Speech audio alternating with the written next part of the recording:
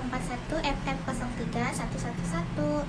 Saya ini tinggal di daerah Majalaya, tepatnya di Kabupaten Bandung. Saya lahir tanggal 20 Juni tahun 2006, yang artinya saat ini usia saya adalah 19 tahun kurang 6 bulan. Alasan saya atau motivasi saya memilih studi S1 Farmasi ini karena dulu orang tua saya itu pengen banget saya jadi dokter, tapi saya merasa setelah beranjak dewasa dokter itu terlalu berat untuk saya. Jadi akhirnya kalau kata orang-orang tuh studi farmasi itu adalah adiknya profesi kedokteran karena materinya yang sama-sama cukup luas dan tidak mudah. Nah, walaupun sama-sama susah, kenapa saya memilih S1 farmasi ini? Karena saya tuh bermimpi ingin menciptakan produk-produk seperti skincare, make up. Nah, di studi S1 farmasi ini saya yakin kelak saya bisa menciptakan impian saya tersebut. Nanti juga saya berharap bisa melanjutkan studi apoteker, bisa berguna bagi banyak orang dan juga bermanfaat bagi diri saya sendiri, dan pastinya tujuan utama saya adalah membanggakan orang tua. Nah, di sini ada poin utama dalam tugas dari pertemuan terakhir ini, yaitu pertama, manajemen waktu. Poin-poin yang saya cantumkan di sini adalah banyaknya tugas dan praktikum, ujian dan tugas yang berdekatan, dan gangguan dari gadget. Menurut saya, gangguan dari gadget itu sangatlah berpengaruh dalam mengelola manajemen waktu. Misal nih, saat saya sedang mengerjakan tugas, saya sedang berusaha fokus, tiba-tiba ada notif dari Instagram ataupun TikTok yang membuat saya pada akhirnya fokusnya itu teralihkan dan malah jadi scroll TikTok dan Instagram. Terus yang kedua, ada stres akademik. Poin-poinnya itu ada materi ataupun prosedur praktikum yang sulit dipahami. Kadang nih ya, karena materi yang saya pelajari itu kan pasti banyak, gak cuma satu materi aja, praktikum pun sama. Dan itu tuh menurut saya butuh waktu lama untuk belajar. Kadang-kadang ada materi yang sulit dipahami ataupun praktikum pas baca prosedurnya kita ngerti, tapi pas praktikumnya pasti ada ya hal yang lupa atau yang salah. Terus yang kedua, tekanan dari ujian dan nilai. Kadang saya tuh selalu overthinking gitu dengan hasil nilai yang akan saya dapatkan. Apakah itu sesuai dengan yang saya mau atau yang sudah saya usahakan? Apakah itu sesuai harapan saya atau enggak? Itu kadang membuat saya jadi stres gitu dan merasa tidak ada dukungan. Saya tuh tipe orang yang jarang cerita ke teman ataupun keluarga saya kalau misalkan saya lagi banyak banget beban atau lagi capek sama kuliah. Jadi akhirnya saya tuh sering ngerasa kesepian. Terus dengan banyaknya materi yang harus kita pahami, terus praktikum juga, laporan-laporan praktikum yang begitu banyak di setiap praktikum yang dilakukan, membuat saya kurang tidur dan kurang istirahat yang cukup. Yang ketiga itu ada biaya kuliah. Kuliah di S1 Farmasi ini bukanlah biaya yang sedikit gitu, pasti biaya yang dikeluarkan pun sangat banyak. Jadi dengan itu saya merasa menjadi beban dan selalu overthinking berlebihan juga, kayak bisa nggak sih saya kuliah di sini tuh sampai lulus, karena biayanya itu ya emang sebanyak itu gitu.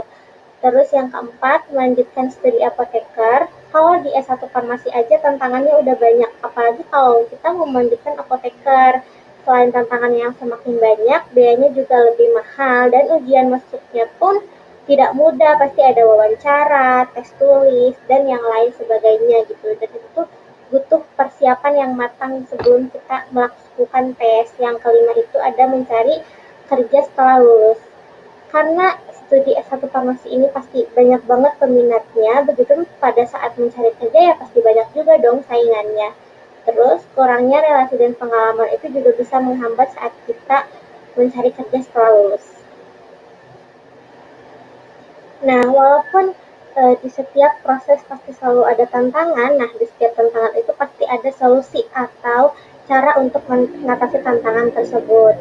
Bagi diri saya sendiri, untuk mengelola manajemen waktu dengan baik adalah dengan menerapkan team blocking method atau menggunakan list dan mencatat apa saja tugas yang ada dan deadline-nya kapan agar kita bisa mengerjakan tugas-tugas tersebut sesuai jadwal yang kita buat dan tepat waktu dalam mengerjakannya.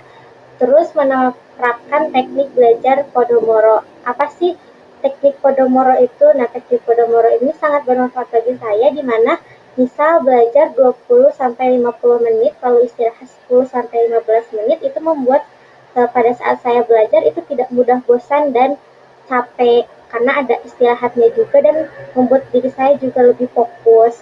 Terus yang ketiga tuh hindari menunda-nunda. Kalau misalkan kita merasa tugas kita banyak, jadi kita harus menyicilnya, jangan nunggu banyak dulu. Jadi kalau misalkan ada tugas ya langsung kerjain, jangan ditunda-tunda karena kalau ditunda-tunda nanti tugasnya makin numpuk, nanti kita makin stres gitu. Yang kedua, cara mengatasi stres akademik, kalau saat kita merasa sulit memahami materi ataupun praktikum, ya kita belajar kelompok dengan teman yang bisa dan mengerti dengan materi yang kita tidak pahami. Terus kalau misalkan tadi saya takut nilai saya tidak sesuai yang diharapkan atau tidak sesuai dengan usaha saya, ya saya harus fokus pada proses gitu, bukan hanya pada hasil. Selama kita udah berusaha melakukan yang terbaik, kalaupun nanti hasilnya baik alhamdulillah, kalaupun tidak sesuai ya jadikan evaluasi agar kedepannya bisa lebih baik lagi dan berusaha lagi gitu. Yang ketiga, saat saya merasa kesepian ataupun tidak ada dukungan, ya mungkin saya harus bisa lebih terbuka ke teman saya ataupun ke keluarga saya pada saat saya merasa kesepian agar beban saya tuh tidak sendiri gitu, tidak merasa sendirian gitu, ada teman, ngerasa ada teman atau gimana. Yang ketiga, biaya kuliah.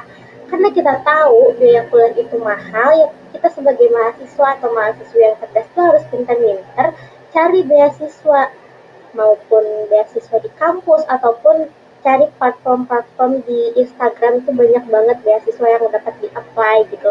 Dan walaupun mungkin saat ini saya juga belum mencoba, tapi kedepannya semoga saya bisa mencoba untuk mengapply beasiswa agar bisa meringankan beban orang tua saya. Terus kita juga harus bisa menghemat pengeluaran, jangan boros, jangan beli hal-hal yang emang nggak dibutuhkan gitu, nggak terlalu dibutuhkan. Terus mencari penghasilan tambahan kayak freelance atau dagangan sekreatif mungkin, kan itu bisa mengurangi beban orang tua kita dan jadi gak overthinking gitu kan. Nah yang keempat, melanjutkan studi apoteker. Karena tantangan S1 farmasi aja udah banyak banget ya, maka dari itu selama kita kuliah kita harus mempersiapkan akademik dengan matang gitu, harus belajar bersungguh-sungguh agar pas nanti kita melanjutkan studi apoteker ya kita sudah tahu beberapa hal yang emang seharusnya kita tahu gitu. Terus ikuti pelatihan dan seminar untuk menambah wawasan, relasi juga, dan konsultasi kepada dosen agar kita bisa lebih terarahkan baiknya seperti apa dan apa saja yang harus dipersiapkan sebelum kita tes gitu. Dan yang terakhir itu perkuat nilai prestasi akademik seperti nilai IPK yang harus stabil, juga harus bisa berprestasi gitu di kampus tuh. Yang kelima, mencari kerja setelah lulus. Kalau kita takut relasi itu sangat berpengaruh kan, nah maka dari itu ya kita harus join organisasi untuk meningkatkan relasinya, atau organisasi itu mau di dalam kampus ataupun di luar kampus, setidaknya kita gak jadi mahasiswa yang kupu-kupu gitu, pulang pergi dan akhirnya teman kita ataupun relasi kita menjadi sedikit. Terus meningkatkan keterampilan dan pengalaman, kayak misalnya jadi asisten laboratorium ataupun asisten dosen, supaya keterampilan dan skill kita tuh terlatih. Juga mengikuti magang dengan serius gitu, jangan dianggap sepele karena magang tuh ya sangat penting untuk mengasah keterampilan juga relasi kita dan memperluas pilihan karir. Maksudnya itu apa sih memperluas pilihan karir? Jadi misalnya kalau misalkan saya pengen kerja di industri, jadi saat setelah saya lulus saya hanya berfokus melamar kerja di industri, tidak berusaha melamar ke rumah sakit ataupun bidang-bidang lain gitu. Padahal profesi apoteker dan farmasi ini tuh bidang kerjanya sangat luas gitu. Jadi jangan berfokus pada satu bidang saja karena rezeki itu tidak ada yang tahu. Kalau misalkan menurut kita pengennya di industri tapi menurut Allah baiknya nggak di sana, ya berarti kita harus mencoba banyak hal. Nah jadi itu tantangan dan cara inovatif untuk mengatasi tantangan tersebut dari saya. Semoga bisa bermanfaat dan bisa diterapkan untuk diri saya sendiri ke depannya. Terima kasih atas perhatian Ibu. Mohon maaf apabila omongan saya ada salah kata atau masih kurang lancar dalam menyampaikannya. Assalamualaikum warahmatullahi wabarakatuh.